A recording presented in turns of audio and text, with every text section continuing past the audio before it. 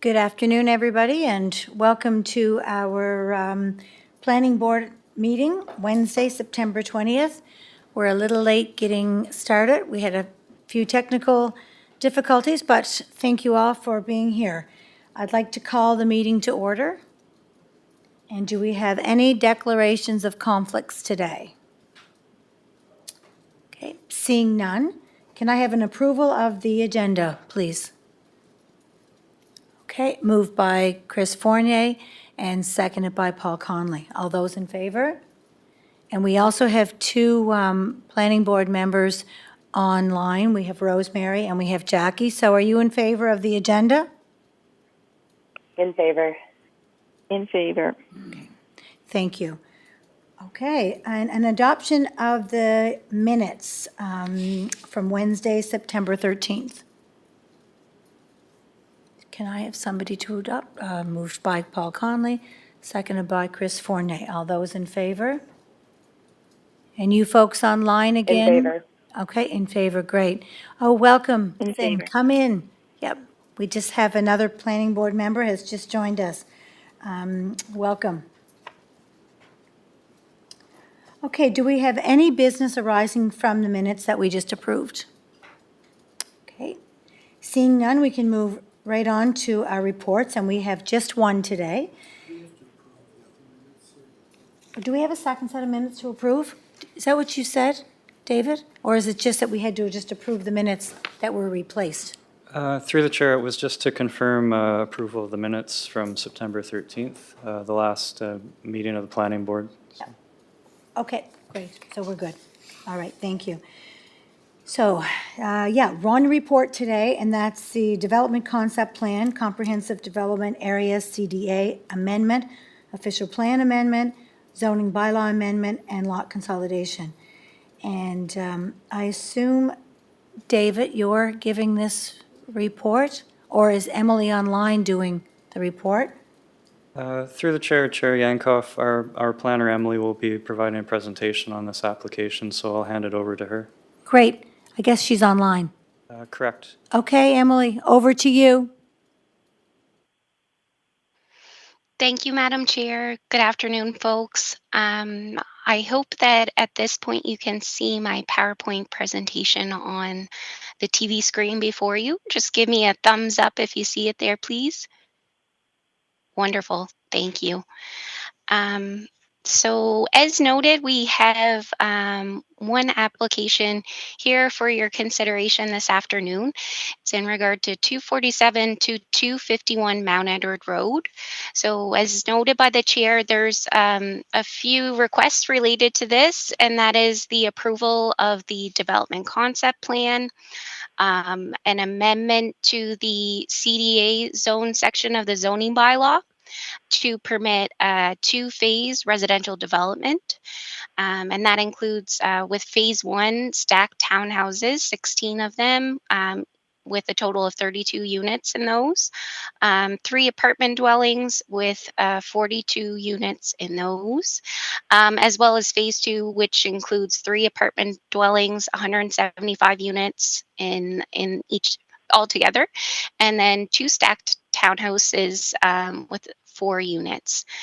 There's also the request to amend the official plan future land use map, and that's for the easterly portion of the property. So to redesignate it from low density residential to comprehensive planning area. There's also a request to amend the zoning bylaw map, and again for the easterly portion of the property, to rezone it from low density residential single to comprehensive development area. And finally, the request to consolidate the 2 properties, 247 and 251 Mount Edward Road, into one lot to accommodate this proposal. So a refresher for most folks here, and to those who are not familiar, this is just an aerial view. In blue is the subject is located just to the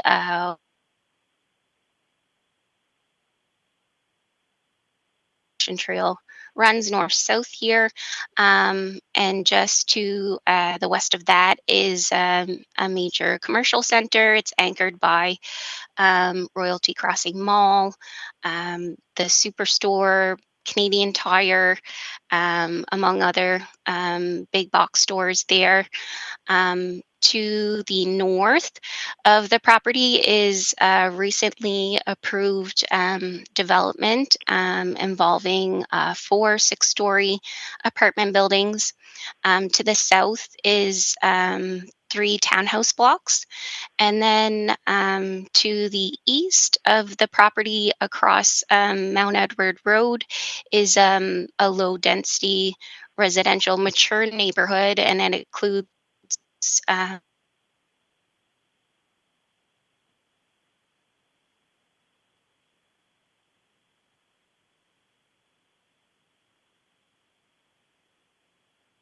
Towers Road intersection. And hopefully that kind of gives you a sense for where this property is located. This is a survey plan prepared by Mantha Surveys, and it just shows you the current condition of the property, that it's comprised of those 2 parcels. And what's before you is a request to consolidate those into 1 lot to accommodate this development proposal. In terms of the current land use definition that applies to this property, it's split designated. So the easterly portion is designated low density residential, and the majority of the property is designated comprehensive planning area. And the split designation is kind of the motivating factor behind the requested official plan amendment, just to ensure that the property maintains the comprehensive planning area designation across the site to accommodate the proposal. And then in terms of the zoning, again, there's split zoning that applies to it today, with the low density residential zoning applying to the easterly portion of the property along Mount Edward Road, and then comprehensive development area applying to a majority of the property, the westerly portion. Again, the intent of the zoning bylaw amendment request is to ensure that the same zoning applies across the property, that being comprehensive development area, again, to accommodate the proposed development. So this image here is of the development concept plan before you, and you'll recognize here the multiple dwelling units that are being proposed. So just starting on the west portion of the site, abutting the Confederation Trail, you'll see the parkland that's being proposed, a stormwater management pond, and a pedestrian connection to the Confederation Trail. There's also 3 apartment buildings proposed on this westerly portion of the property, with underground parking in each, and then an internal surface parking area as well. So these apartment buildings range in height from 4 to 6 stories, and the tallest 6-story building is located on the north portion of the site, and that's abutting the property to the north that, again, was recently approved to have 4 6-story buildings. Also a new north-south public road that's being proposed through the center of the site. This proposed public road aligns with the public road that is being contemplated, and I guess is moving through the approval process on the property to the north. It also aligns with the recommendation in the West Royalty Transportation Plan in terms of its location and configuration. On the east portion now of the property, there's, well, in the central portion really, there's 3 apartment buildings that are being proposed, each of them being 3 stories in height, with rear parking proposed, surface parking. And then further east, fronting onto Mount Edward Road, is 5 stacked townhouse blocks, each containing and each being 2.5 stories in height. And we will get into the phasing as well momentarily to describe the plan in terms of the accesses here. But before that, I'll just finally note that the kind of darker green strip along here is reflects the parkland dedication, or sorry, the land dedication that was requested from the Public Works Department. So it would be transferred from the property owner to the city to accommodate the Spencer Road extension as well.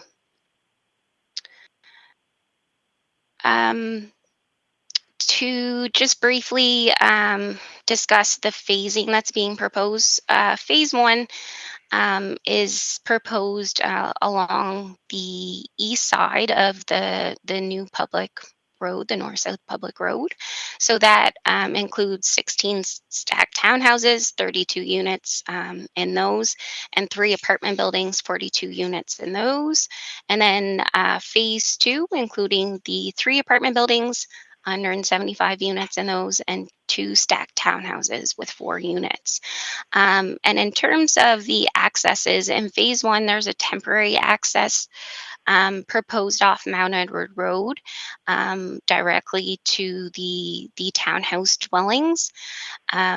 And also there would be access off the Spencer Road extension, which I understand is currently in the design and pre-construction phase right now. And then phase 2 is kind of contingent on the proposed northwest public road being constructed. So once that's fully constructed, the temporary access off Mount Edward Road is proposed to be decommissioned and replaced with 2 stacked townhouses with 4 units. And then there would be additional accesses provided off of the Spencer Road extension, as well as the new north-south public road as well. So since Planning Board considered this application prior to the public meeting, there's been work underway by planning staff to satisfy the public notification and meeting requirements for these requests. So between August 24th and 26th, a notice was mailed out to owners of properties within 100 meters, advising them of the requests as well as the public meeting information. There was also a similar notice posted on the property, in the Guardian newspaper, and on the city's website.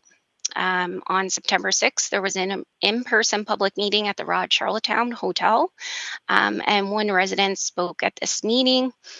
Also on September 7th, the comment deadline, 3 letters were received by the planning department.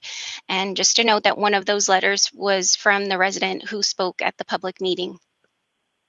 In terms of public feedback that was shared, there was a concern shared by the resident who attended the public meeting regarding the oversupply or a oversupply of surface parking, lack of pedestrian focus in the design, a lack of green space, and complete community design in terms of the proposal.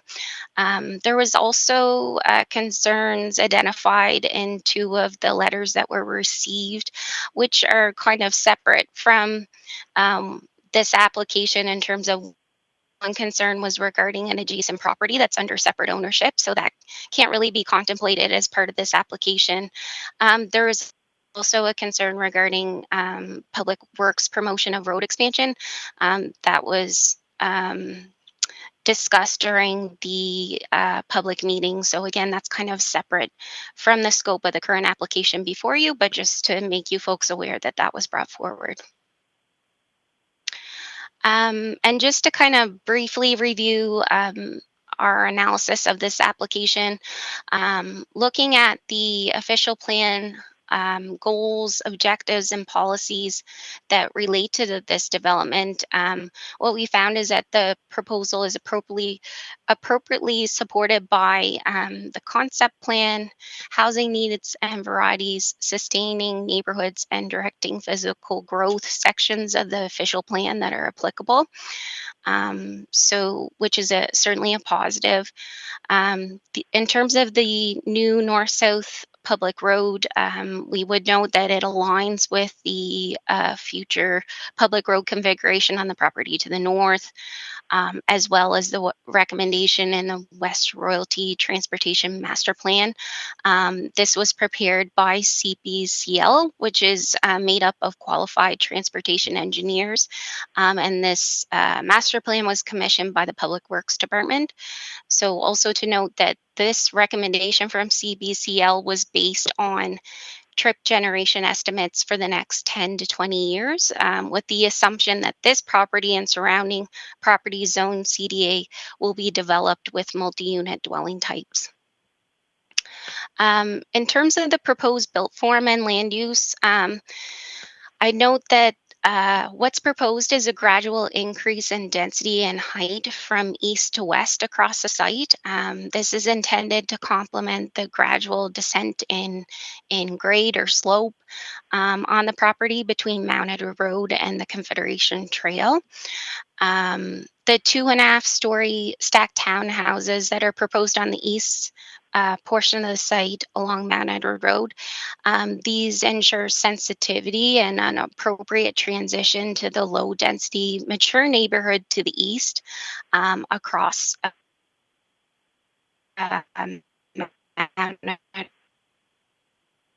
buildings proposed on the central and west sections of the property.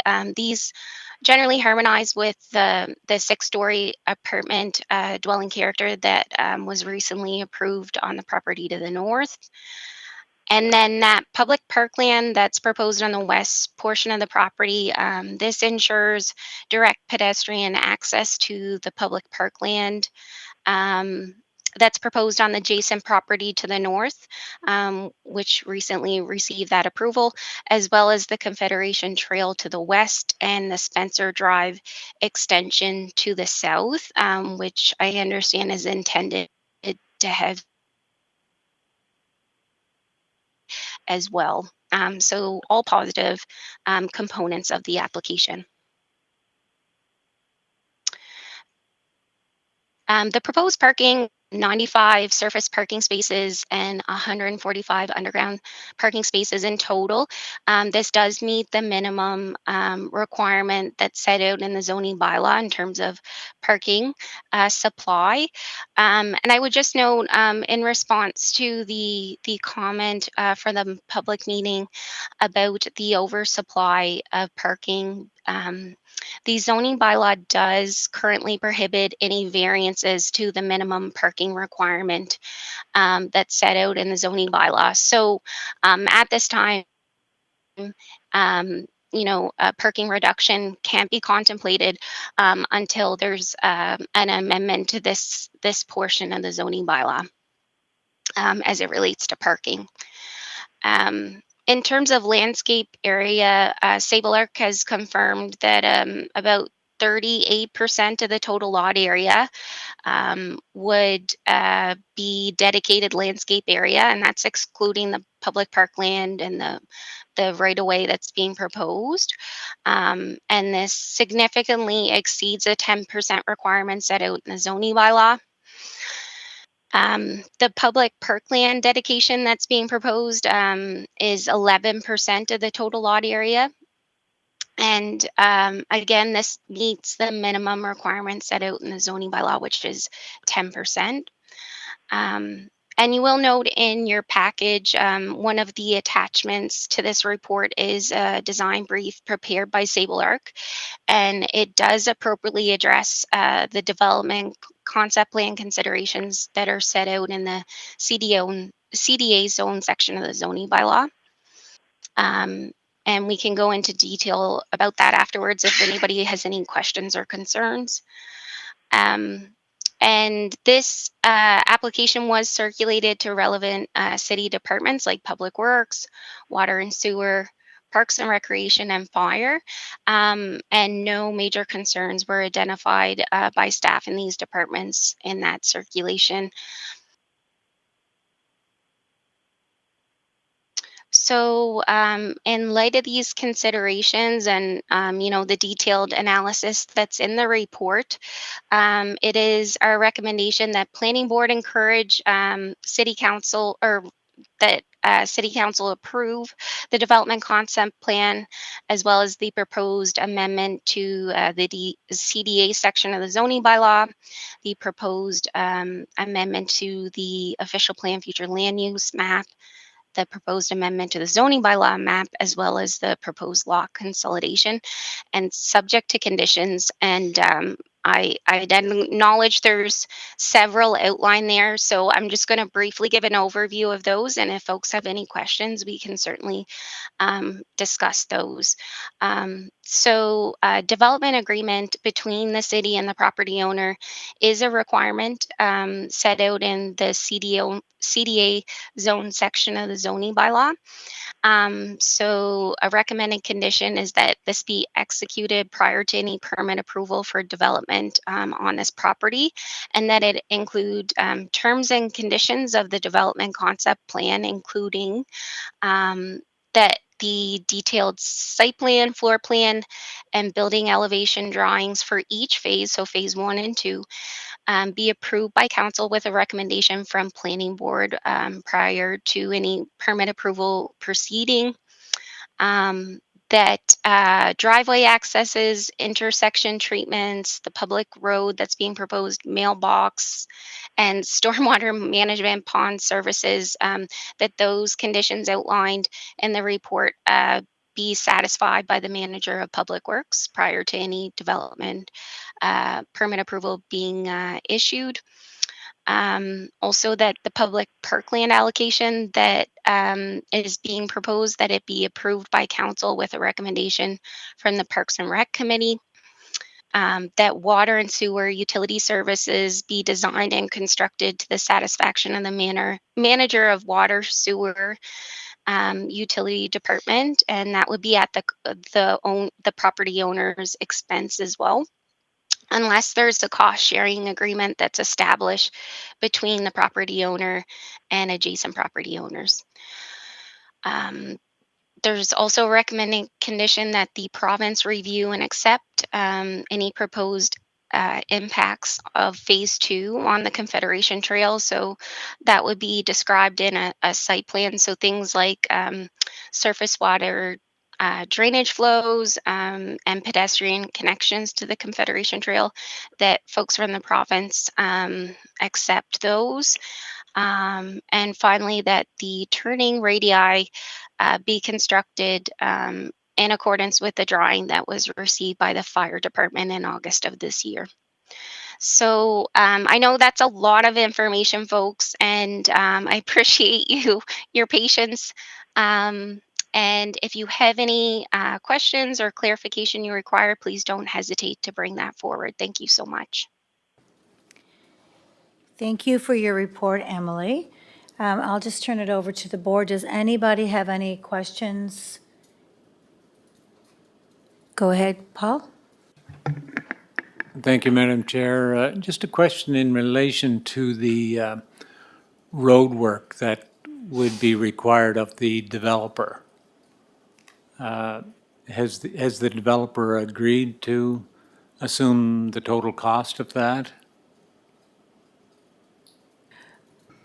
I believe so. Now, I know there is a connecting road that is, the city is doing something with that as well.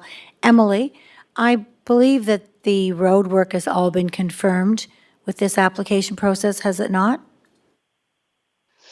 Yeah, so in terms of the covering the costs of the design and construction of the new north-south public road, this has been communicated to the property owner throughout this process, both from the Public Works Department and planning staff as well. So they're certainly aware, and that would post-construction that would need to be deeded over to the city prior to any development within phase two um, of the development concept plan. So. Hopefully that responds to the question there. Just further clarification, Madam Chair. I understood that outside of the public roads, that there would be a portion of road work that would be required of the developer. And what I was seeking clarification on was if the developer is responsible for the entire cost of the road work outside of whatever is public. Thank you, Paul. Emily, are you able to clarify that for Mr. Conley? Sure. So then the north-south and the proposed north-south new public road, yes, all associated design and construction costs would would need to be, and that would be a term and condition of the development agreement, that would be covered by the property owner developer prior to any work proceeding. So or prior to being deeded over to the city. So yes. Great, thank you for that clarification, Emily. Does anyone else have any, oh, go ahead, Councillor Beck. Thank you, Emily, for your report. It was you did a very good job on that. In your, one of the questions I did have was around parking, but you did answer that under our current format, it is not allowing a change in the parking minimums. We do have our official plan, which is coming out. We do have our growth management study, which is coming out. And as part of that, there is a possibility that parking minimums could be looked at in the future and could be subject to change from the current iteration that we have right now. I guess what I'm wondering, and this would be something that, we do proceed right now as such with the parking that we have. I'm just wondering if there are changes to our bylaws that happen later on down the road. Is there an opportunity at that time to change the parking minimum if things do change in the meantime? Say we do get our bylaws do change and they go through their construction program. Is there an opportunity to look at it a little bit later on down the road, or do we go with the proposal as outlined here today? So Councillor Beck, if I hear you correctly, you're wondering if this is recommended to council to approve this development, but then in the meantime, over the course of the next year or so, the official plan is amended, which then prompts the changes to the zoning and development bylaw, which would prompt some changes in parking requirement. You're wondering if this developer can take advantage of the new changes. Okay. Over to you, Emily.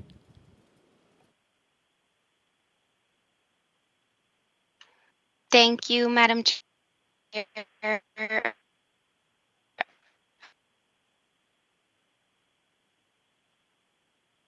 I think she's cutting out. Would be an opportunity. Hi, folks. Can you hear me? We can now. My apologies for that.